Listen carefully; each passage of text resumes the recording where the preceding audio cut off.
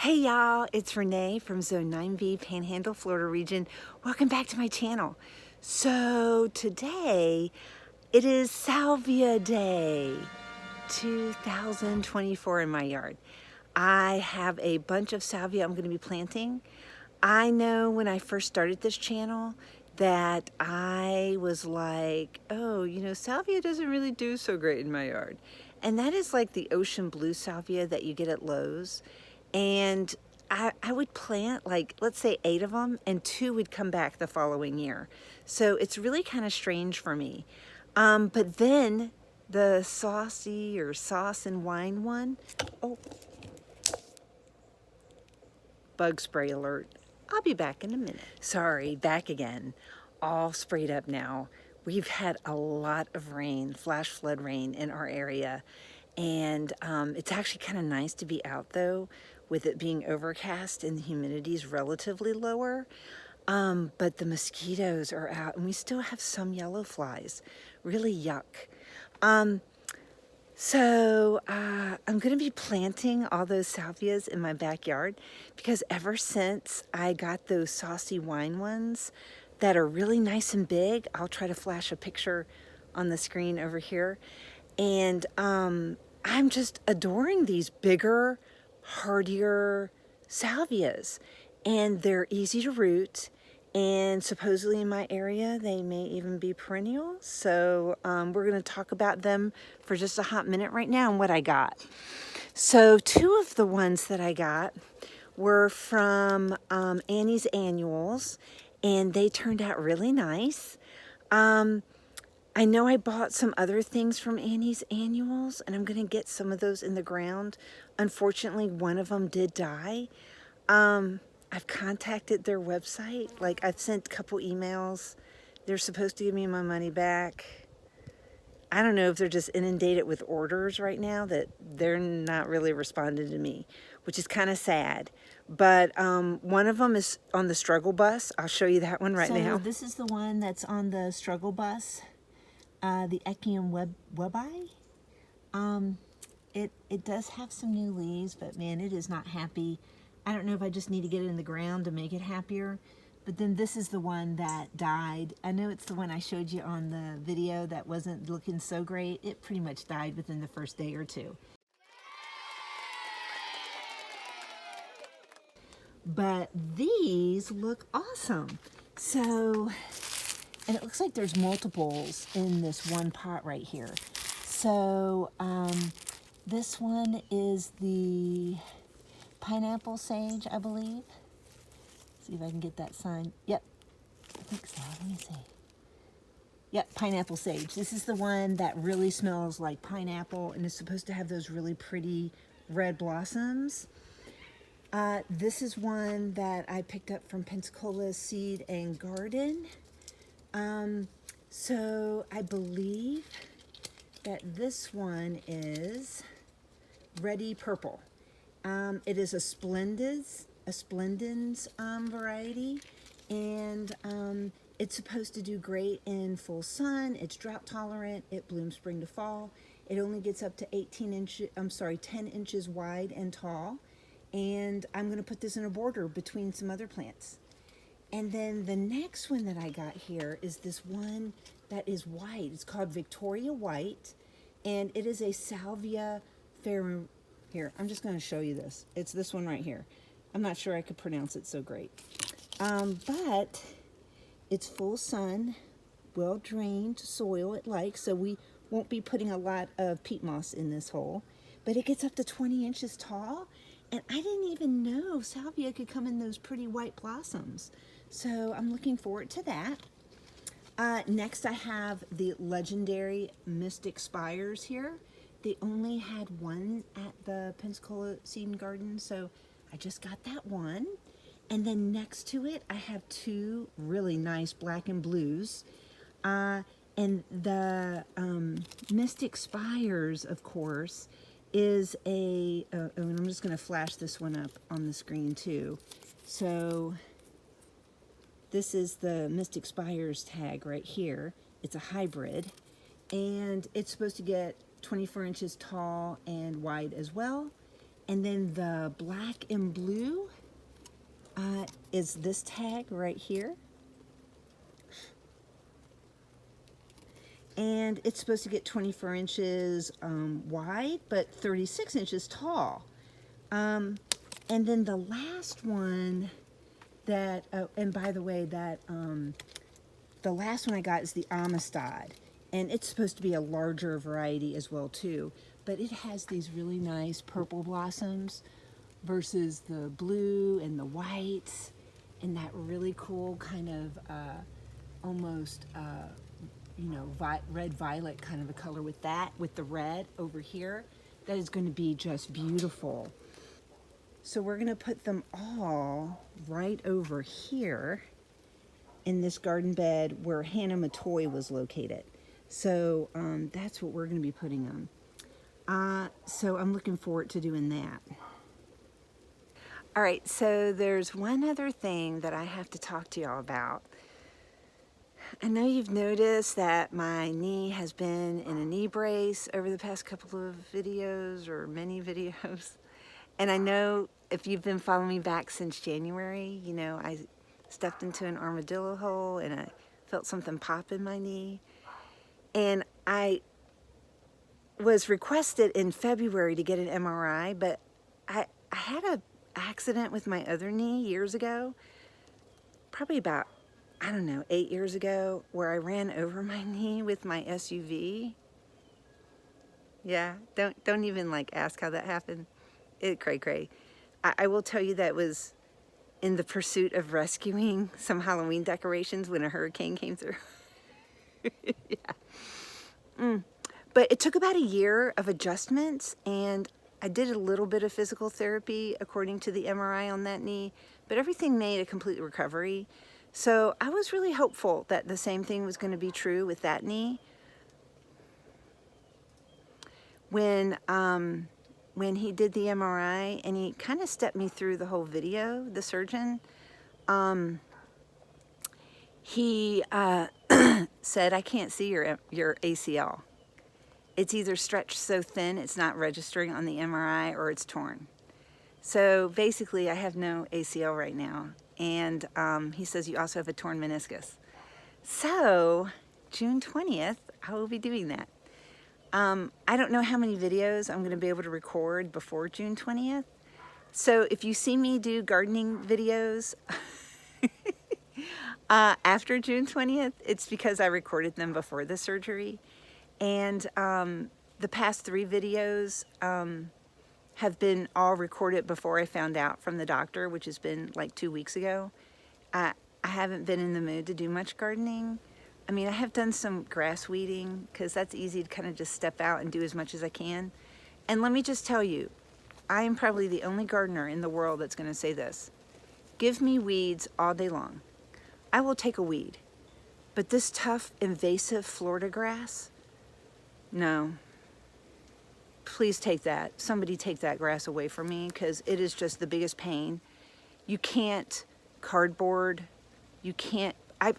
Listen to me.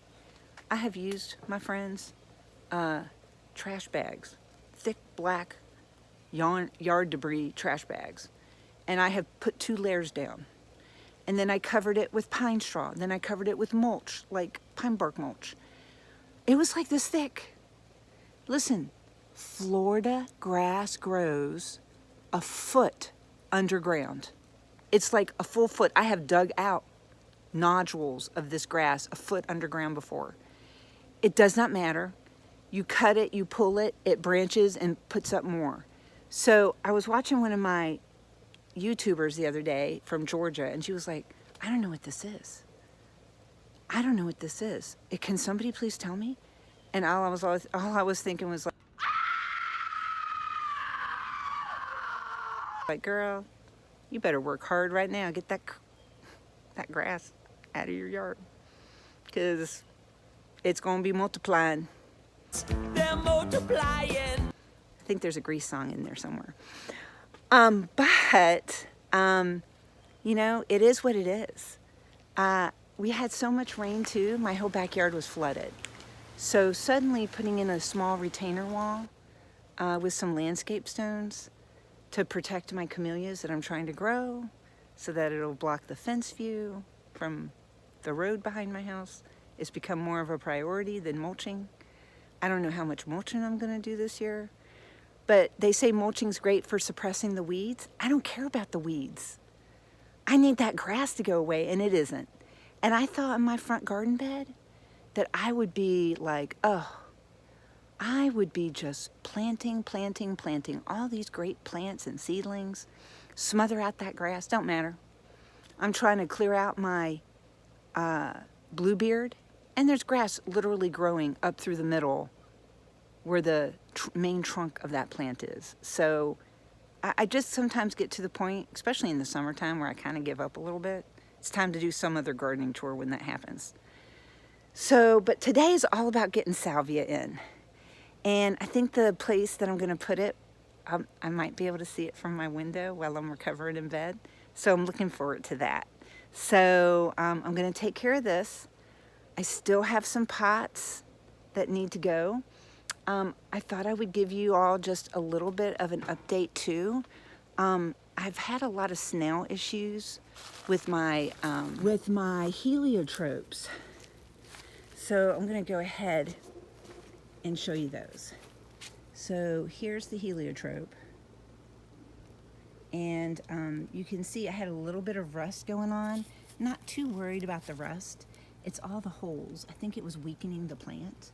So I did put some sluggo or some slug bait, but I also sneaked in a couple of the basils. And look, they've been eating the basil too. But I think these look a lot better. These are not the strongest smelling marine heliotropes for the vanilla fragrance. But I will say this, when I am able to smell them on a warm afternoon, they smell more like cooking vanilla. So there's a slight alcoholic tinge to it. But that's not a bad smell either. So, I mean, it is what it is. But let's go ahead and see if we can get that salvia in.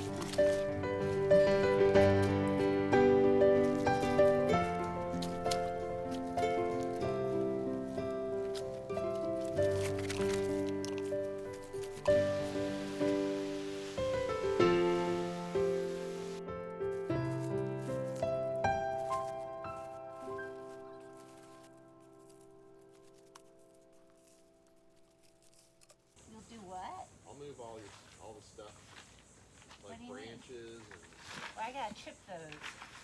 You can chip them down by the road, though. No, baby. Come on now. I'm gonna bring the chipper to the backyard. You are? Yeah. You got that pile too, huh? Yep. And Yeah. maybe the one that's down there where the canna lilies are that really shouldn't be there. Whatever you want, my love. I mean, maybe I'll move the canna lilies back here. The only problem I've noticed, things are growing so beautifully here, it's starting to be hard to see the pagoda from the bedroom. I know, I was thinking we should move the pagoda here. Want me to do that right now? Okay. I was going to do that actually one last thing. I don't mind throwing my hernia out, baby.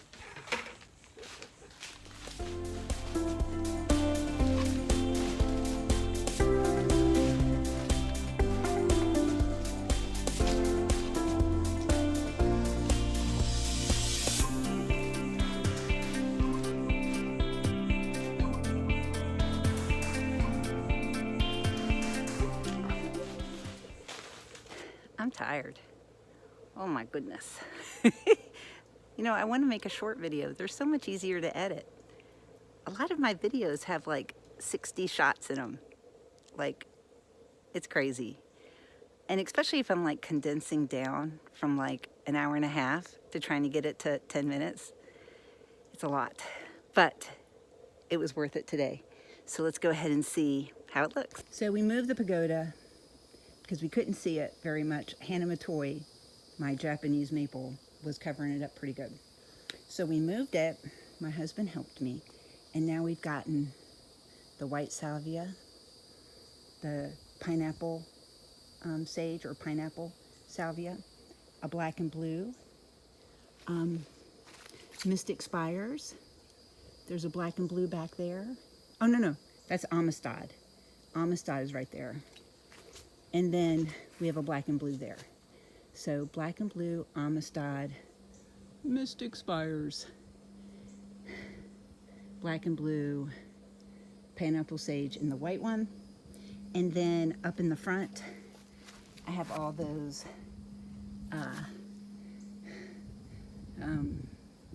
red violets in there. So 1, 2, 3, 4, 5, and 6. And I went ahead and just mulched all these other ones since I was mulching already, but I do need to go back and mulch these that are in the ground. Yes, we're going to talk about, again, this grass stuff. You cut it down, it just grows back. It is just a complete nightmare. But that's okay.